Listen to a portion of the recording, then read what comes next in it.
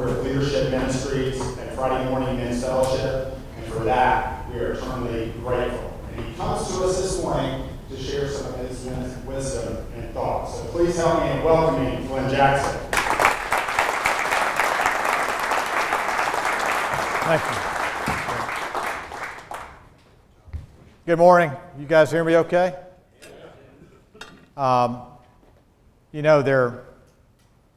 There's ministries and then there's impactful ministries, and this is an impactful ministry. And I'm so proud to be part of it and to be here this morning. Andrew, thanks for your introduction and all that you do in our city, and I respect you a ton, so your introduction meant a lot. A couple of things I just want to say before I share. I'm a work in progress. I don't have all the answers. None of us do. Only one does. So I'm giving it my best every day. I make mistakes. I try my best. And I'm going to share some of the mistakes I've made as part of my talk. You know, God's favorite color is transparency. And when we can show vulnerability and share, that's where I think our impact is most powerful. Whenever I'm hearing a talk, listening to a podcast, reading a book, I'm panning for gold. I'm looking for one or two nuggets that I can take with me and use in my business career or moreover in my life. And I hope today I can give you all just one or two spiritual nuggets to take with you this morning as we start our day. Because life is a journey, isn't it, guys? It really is. And there's ups and downs, there's peaks and valleys, there's joy and there's sorrow. And we need strength for that journey. And I've learned through my life and my 58 years that there's only one way to get that strength, and that's through a personal relationship with Jesus Christ. So strength for the journey for everybody this morning. I want to share 6 things this morning, each about 2 or 3 minutes. And each of these I think are important. I thought I'd initially tell you a little bit about my life, and that strength for the journey phrase certainly comes into being.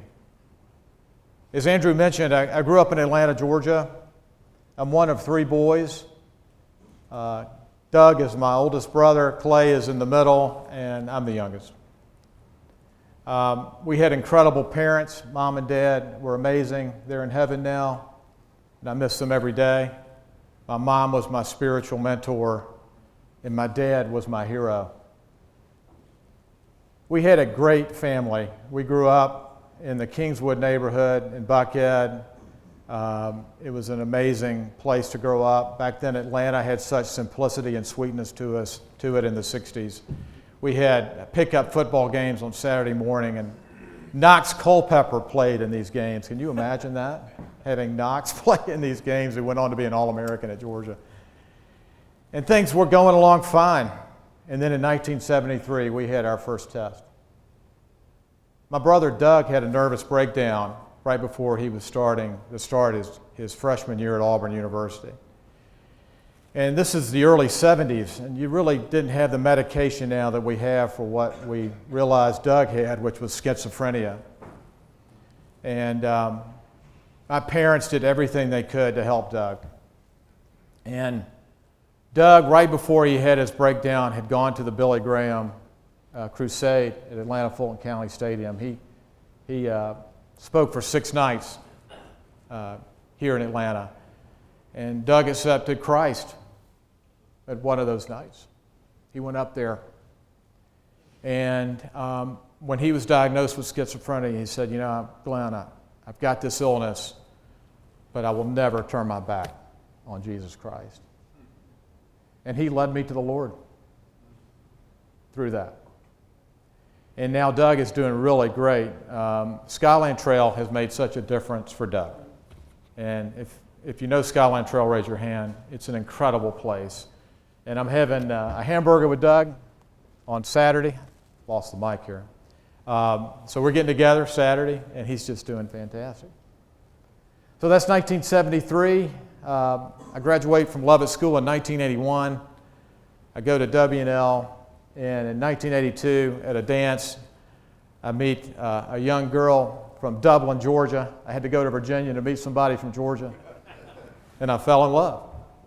And I married Claire Casalis from Dublin, Georgia in 1985, and we've been married for 37 years. She's an amazing woman and two-time cancer survivor. In 1983, 3 weeks before my junior year at W&L, I had spent a semester at the University of London. And I came home that summer and I noticed my dad was in a deep depression. He just was not himself. And Dad was a D-Day tank driver, June 6, 1944, wounded, captured, POW for a year, escaped, recaptured, lost all his men in his tank that morning on June 9th. He made it through the invasion, but did not make it in the hedgerows of France. They got hit. Well, 3 weeks before I started my junior year, my dad got up and he took his life that morning. And I was there. And I went back to school 3 weeks later, and I made a decision. I could either go crazy and have a big time in Lexington, Virginia, or I could follow the example of my brother Doug and lean into the Lord. So that's what I did. I think the microphone's off. Okay. So that's what I did, and it was the best decision of my life. Graduated in 1985, started our business in 1995, and it's been a great run for 27 years.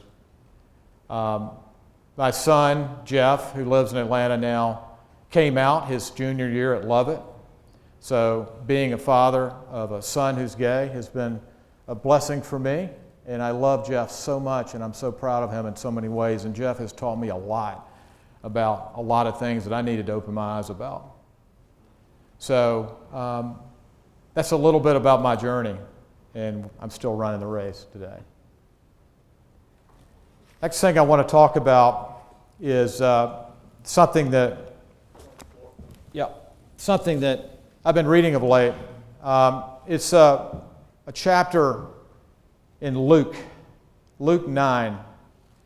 And this story is captured in Matthew and Mark and Luke. God audibly speaks 3 times in the New Testament. 3 times. He speaks when Christ's baptism occurs. He speaks during what's called the Transfiguration. And then he speaks another time in the 12th chapter of John as Christ is moving towards Jerusalem.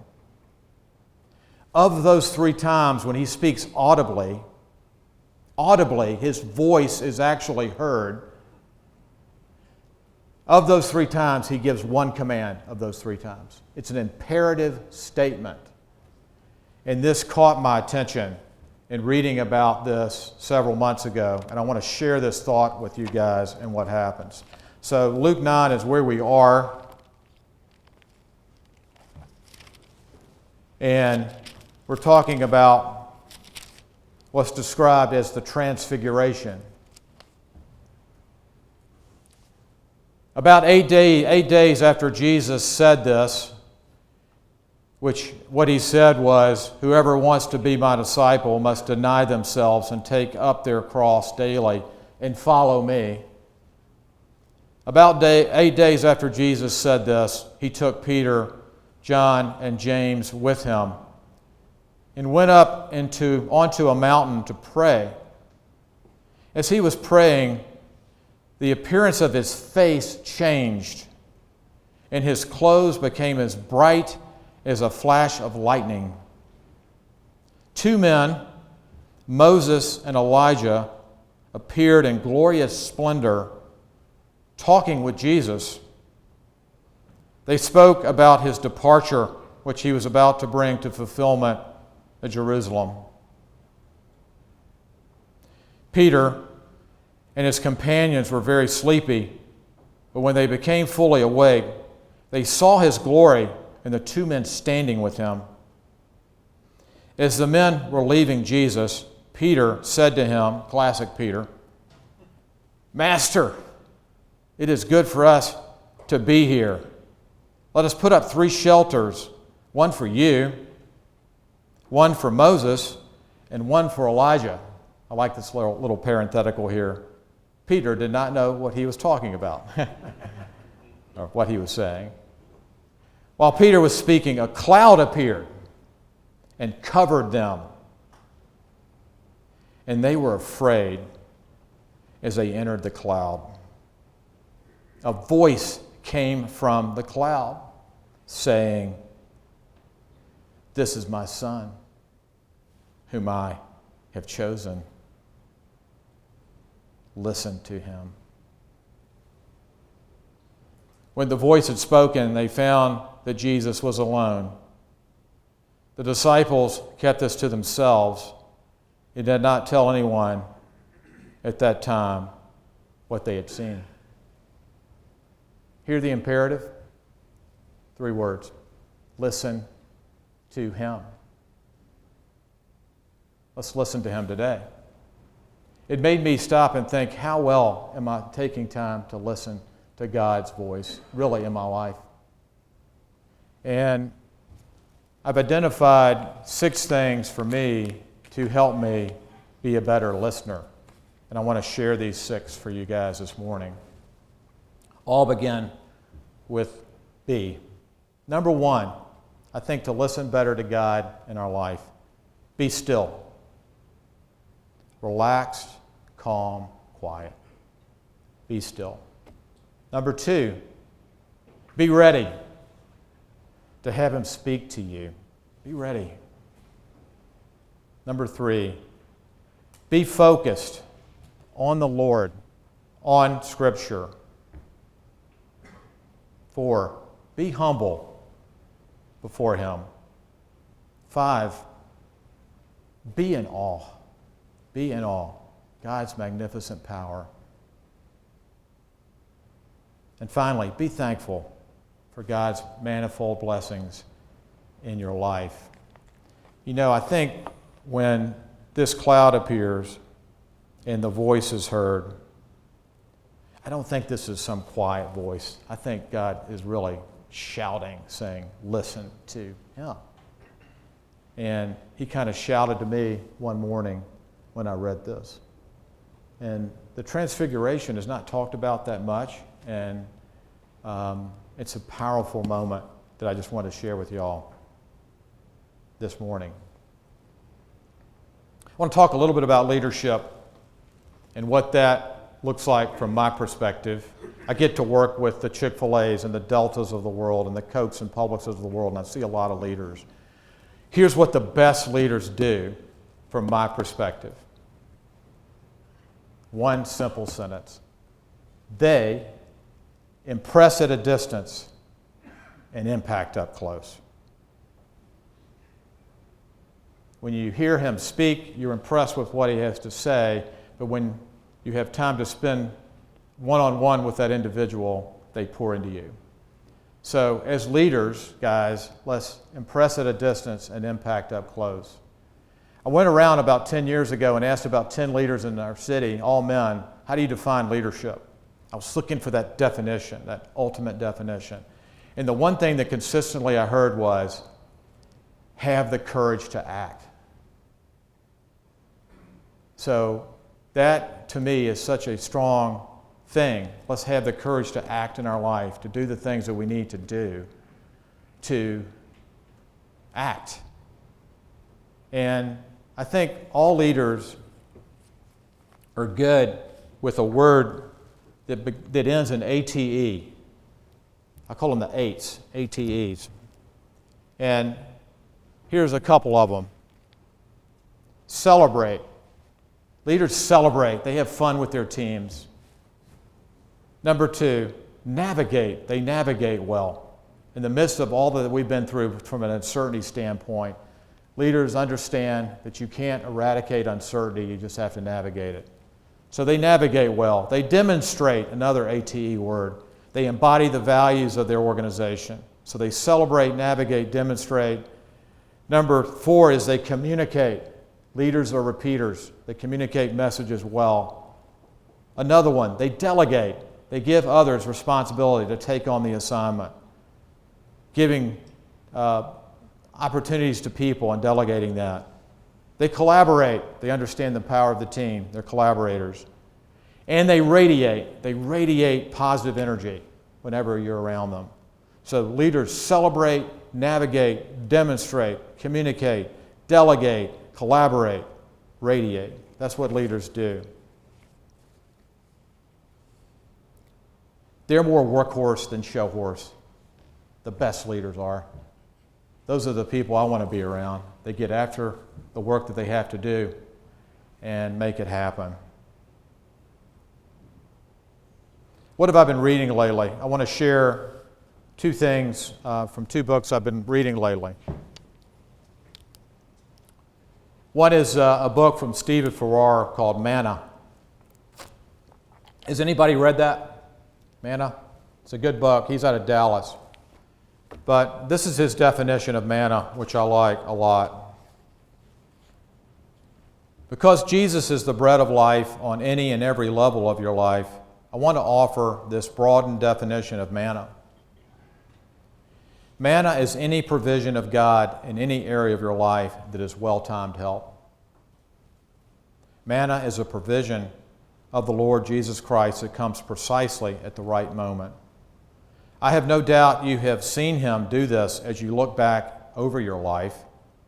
Perhaps you find yourself in a place of crushing pressure right now. You have a tremendous need, but you're completely out of resources. You see no possible way out of your dilemma. All the supply lines have been cut off. You've been thinking you are finished. You remember what happened to you in the past. The Lord came through for you in some unforeseen way and kept you going. Then the inevitable happened. Before long, you encountered another difficulty in the wilderness, and once again you wondered how the Lord would get you through the latest episode. It seems to me that is the essence of the Christian life. We walk through the wilderness from faith to faith, which is another way of saying from crisis to crisis. If you believe in Christ and our rest in Him, then suffering will relate to your character like fire relates to gold. It's a great book. And then I've been reading some of John Stott's book, Basic Christianity, which Tim Keller says is a must to read for all believers. And in the introduction, John Stott says this, which caught my attention. Short. Christianity is not just about what we believe, it's also about how we behave. Let me say that again. Christianity is not just about what we believe. You want me to use this? Okay. Let me take this off? There's something wrong with the frequency. Okay. So I'll keep going. So, how's that? Good? Okay. Much better? Christianity is not just about what we believe. It's also about how we behave. Our intellectual belief may be beyond criticism, but we have to put our beliefs into practice. What then must we do? We must commit ourselves, heart and mind and soul and will, home and life, personally and unreservedly, to Jesus Christ. We must humble ourselves before Him. We must trust in Him as our Savior and submit to Him as our Lord, and then go out to take our place as loyal members of the church and responsible citizens in the community. Christianity is not just about what we believe, it's also about what we behave, how we behave. When my son Jeff came out his junior year in high school and told me, I was the first one he met with, to say, Dad, I'm gay and I need your support. And I said, you got it. Well, when he was at NYU his junior year, he sunk into a depression and made some bad decisions one weekend and called Claire, my wife, I was at work at the time, to tell her about it. And he was really upset. He said to her, don't tell Dad. I want this to be between us. but I'm really struggling up here in New York. Well, Claire told me the next morning what was going on. She had to tell me. And I was at a lunch meeting in Buckhead with a client, and I just decided, you know what? I'm getting my butt on a plane. I'm going to go see my son. So I called Claire and said, I'm heading home. I'm packing my bag. I'm going up to see Jeff. He needs me. So that's what I did. And Claire teared up and said, Glenn, you've just been focusing so much on work, and to see you just drop everything for Jeff means a ton to me. So I flew up there, and the plane landed in December, early December, weather like this outside. It was dark at 5, in New York, LaGuardia, so fun, LaGuardia. Oh, God, got to be there next week. Anyway, Jeff calls me. We had just parked. Plane was moving up. He said, Dad, I don't know where you are right now, but I need you. I said, son, I just landed in New York. And I spent a week with him up there. And he told me when I left, he said, I saw God for the first time through your visit. It's how we behave. And it's a reminder to me that that's so important. So let's not forget that. I do like to write, as Andrew said. I wrote this book I felt called to write called Preeminence. It's not a bestseller or anything. It's not a Pulitzer Prize winning book, but I felt called to write it. And I'm working on something now. I call it a writing project. It's not a book because it'll jinx you if you say, I'm writing a book. Don't ever say that, by the way. Just say, I'm working on something, because you never know if the book will happen. So I am working on something, and I want to share with you guys what I'm working on.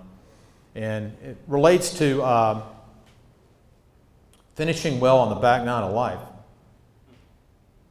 And I believe there are 5 sand traps on the back nine of life that we got to be careful with. And sorry, I've got a lot of paper up here. I'm kind of the nutty professor. Here we go again. You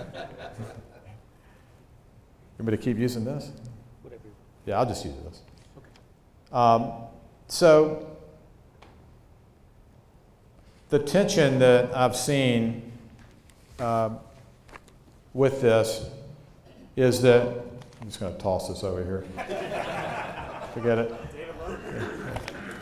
Love your book, John. See ya. Steve, love you. Bye. Hello. All right.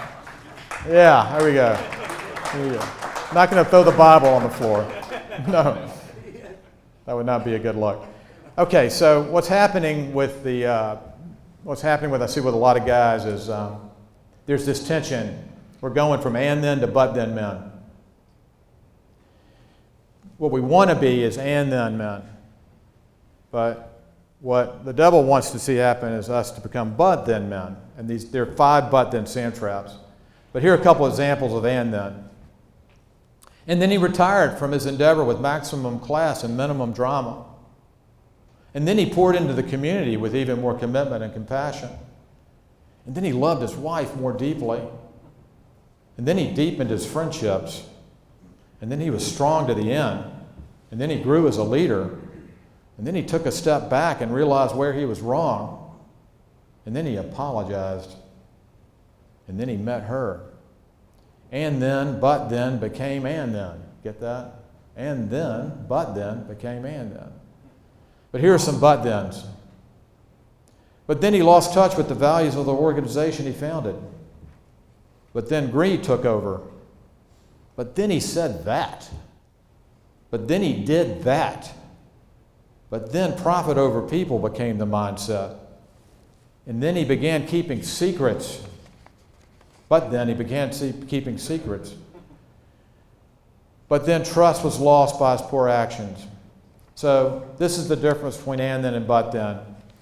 And the 5 but then sand traps that I've seen that I'm writing about right now are isolation on the back nine of life, 50 and beyond, boredom, perfection, secrecy, spiritual emptiness. These are the 5. So the solution for isolation, which was so dramatic during COVID for all of us, is connection, what we're doing this morning. Being connected. That keeps us healthy on the back nine of life. So the solution there is connection. The solution for boredom is involvement. Don't be bored. Get involved. Do something. Do something. Help out at a shelter, tutor, mentor, whatever it is. So beat boredom with involvement, beat isolation with connection. The solution for perfection is progress. Don't try to be perfect. Just make progress on whatever you're working on. Secrecy, number 4. The solution there is openness and honesty with the friend you trust and love. If we're battling something that's a secret, God, you know, the word secret comes from the Latin word secretus, which means to divide. See somebody about it. Tell somebody about it. My dad never talked about all that happened when he was a POW in World War II. Never shared. I remember in the morning when he was shaving, he was taking tweezers and pulling shrapnel, bits of it out of his head in the morning. And he had a lot of PTSD that we never really knew until we couldn't help him. So share with someone you love and trust about something that you've just been keeping as a secret. And then spiritual emptiness, obviously, the solution there is faith and fellowship. So that's what I've been writing about, this whole contrast between and then and but then. And I think our goal here in this group is let's try to be, not perfect, but let's strive to be and then men. Because that's what our friends and family want from us on the back nine of life. I want to share another passage from the New Testament. It's a verse, again, that's not talked about much. It's in the 4th chapter of Colossians, the 17th verse. And Paul is writing, and he tells it. He says at the end, he gives a command. He gives an imperative, and he identifies a person. Let me read this, and then I'll tell you what it means to me. So this is at the end of Colossians. Tell Archippus, who's Greek, by the way. His name means master of the horse. He's a soldier.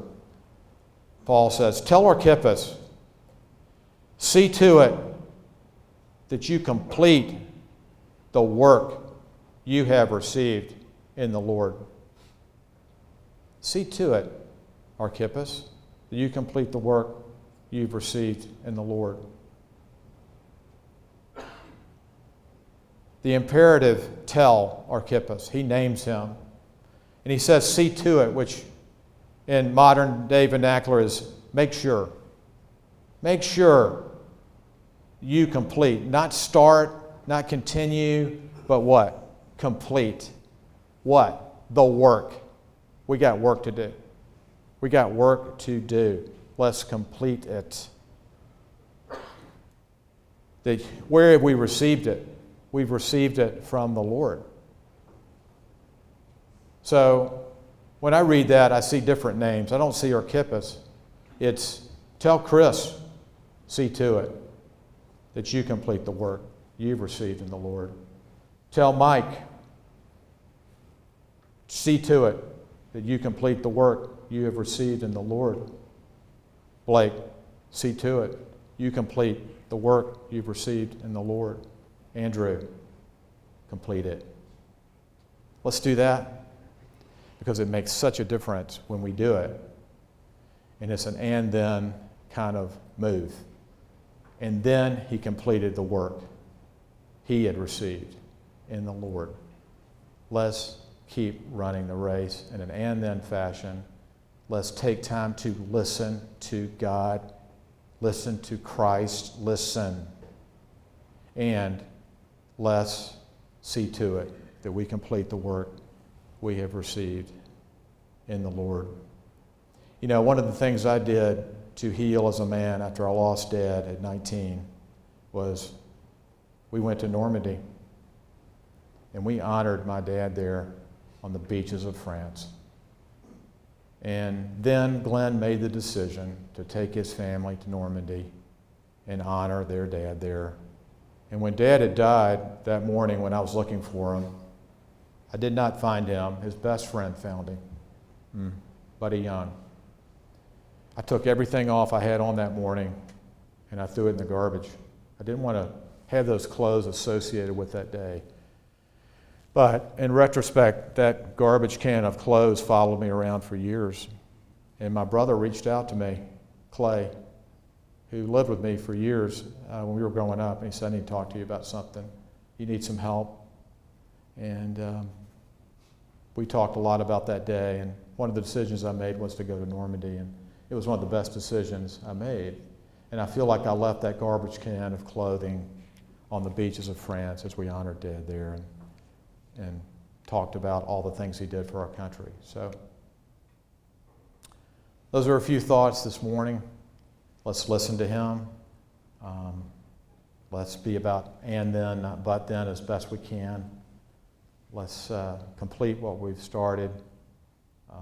Let's remember to impress at a distance and impact up close. Let's look for that manna.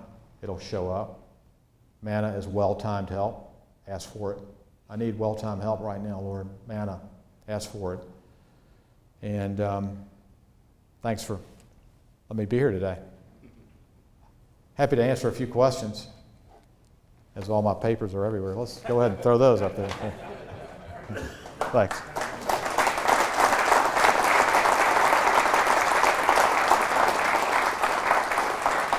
Oh, can I give you an example of the and then, but then from the Bible real quick? Here's a few. I'll start with but thens. They're kind of depressing. Let's end with and then. But then David saw Bathsheba bathing and he lusted after her. Hear that? But then Peter denied ever knowing Jesus.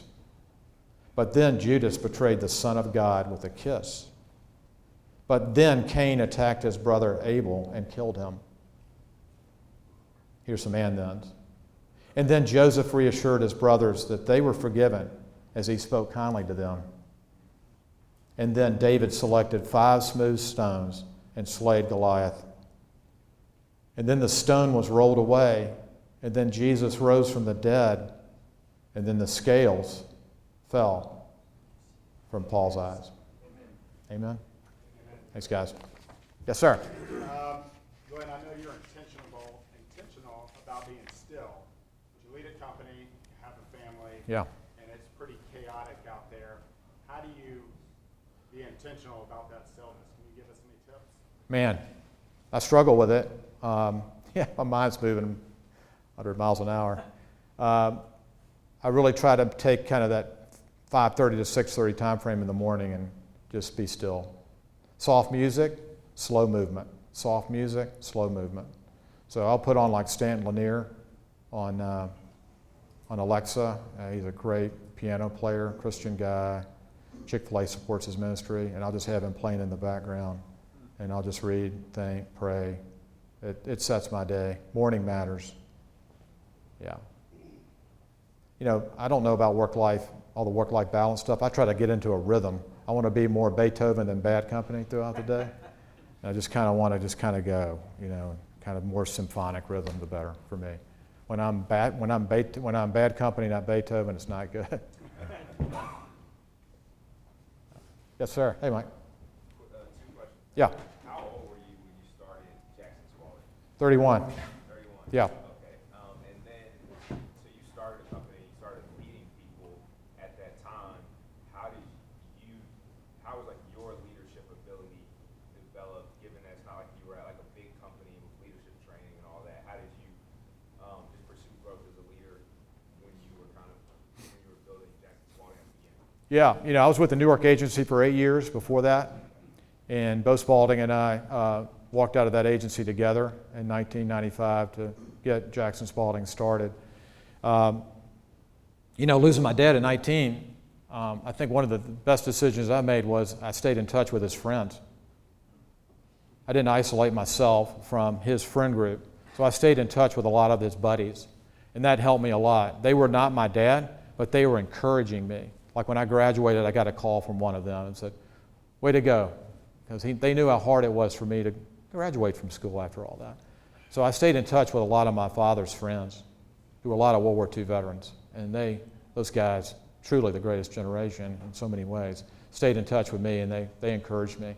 So that was not an intentional decision, but I did do that in retrospect, and that helped me a lot. And then I got to meet Truett, Kathy, and work with him some, the founder of Chick-fil-A. And Bo Spalding and I had gotten on a flip chart when we started our agency, and we wrote down a list of dream clients, and of course Chick-fil-A was at the top. It was such a far-fetched dream, but we decided to go for it. And we're now their national agency, which is incredible. This was kind of a manna moment. My first business trip was to Washington, D.C., and I was in the back of the plane, a Delta plane, and I looked up and Truett was on the plane. And I had just gotten my freshly minted business cards. I had like 100 in my coat, like this. They're dragging it down. I think I may give Truett one. I'm like, "No, Glenn, don't do that." I heard my dad's older friend saying, "Don't do that." I heard the voice. So I didn't. So we went to Ronald Reagan Airport, and I was in the baggage claim. It was like 10:30, and I was washing my hands pre-COVID. I was washing my hands, doing my job, and door opens, and it's Truett. He walks in, and I keep washing my hands. I'm waiting for him, and he's right to my left. And I just read his book. It's Easier to Succeed Than to Fail. Anybody read that? It's a great little book.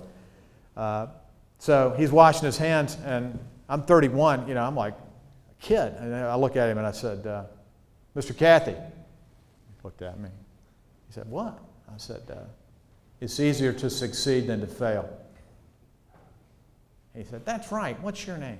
And I said, I'm Glen Jackson. We just started a business in Atlanta, and we want to follow your values in a way.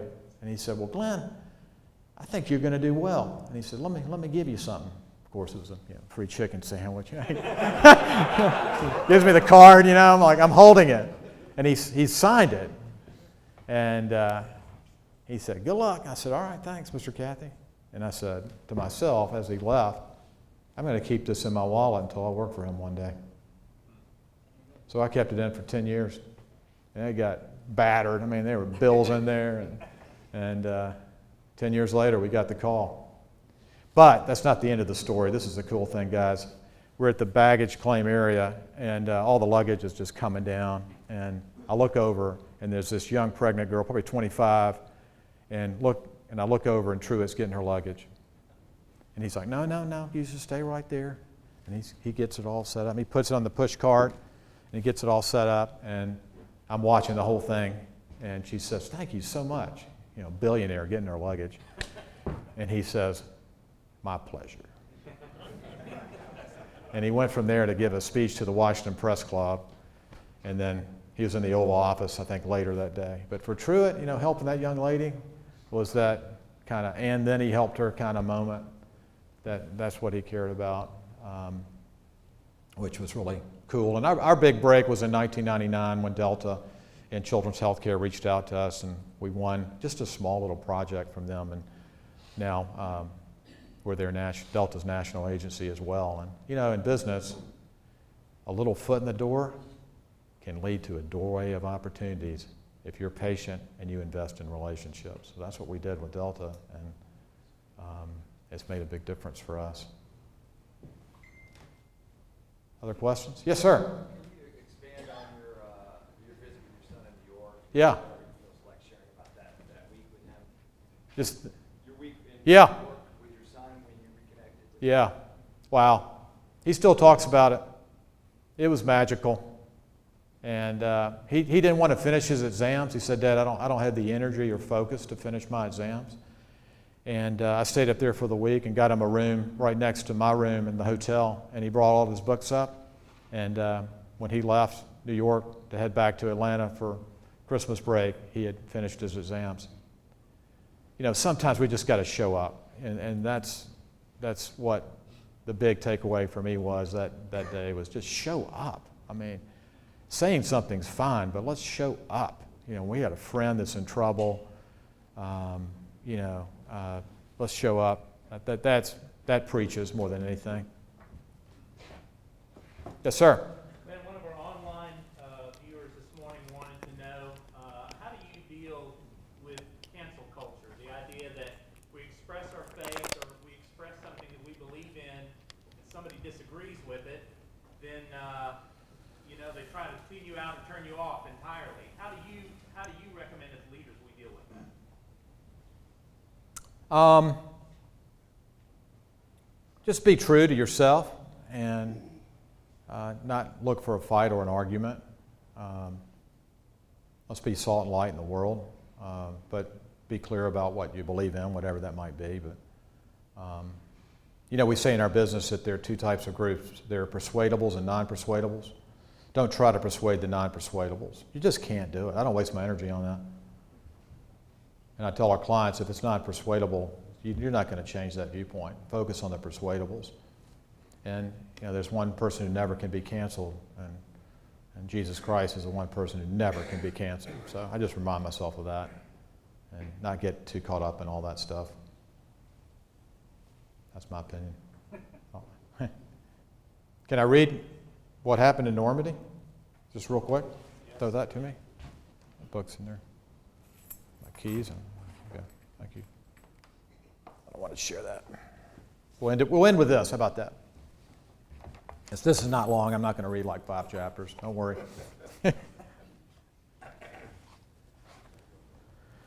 So we went there, took our whole family, got a guide, Francois. Amazing.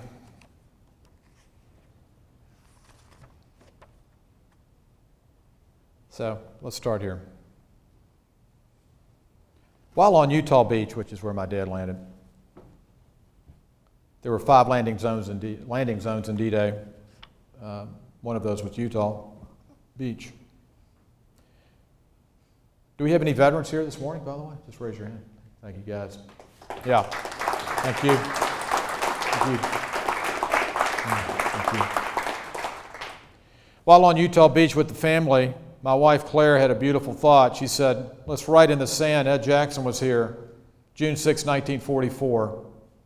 So we found a stick, and Virginia, our oldest daughter, wrote the words on the beach. We put a heart over the 1944 date. It was afternoon and now in between tides. We had the beach to ourselves, so we thought. Out from the dunes a mile away, a man appeared with a horse while sitting in an attached buggy. Whip in hand, he and the horse headed straight towards us. In a split second, the horse and buggy, at full stride, went directly over the words we had scrolled in the sand. Yet the message remained intact, just a slight smudge from the buggy wheel over the June 1944 date. It happened so quickly, the horse, the man, and the sounds of galloping feet, the breath of the beast. There was something freeing about it all. The scene symbolized life at its fullest and best, punctuating vividly the message we had written to Dad in the sand. God speaks to us in uncanny experiences, a message conveyed by a person, a symbol, a passage of writing, or a seemingly whimsical event like a horse and buggy.